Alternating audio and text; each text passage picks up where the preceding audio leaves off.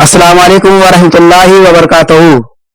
हजरात मोहतरम, बहुत से लोगों की नक्सीर फूडी आती है, तो क्या अब इस हालत में उनका रोजा माना जाएगा या नहीं?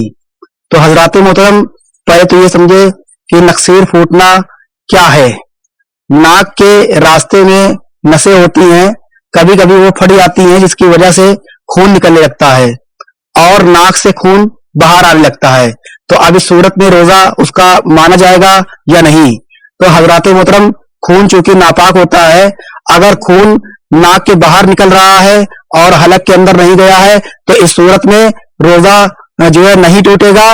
और अगर नाक के अंदर चला गया, हलक में, नाक के रास्ते से हलक के अंदर चला गया और उसका मजा भी मालूम चल रहा है और महसूस भी हुआ कि नाक के अंदर खून गया है, तो अब इस सूरत में रोजा टूट जाएगा।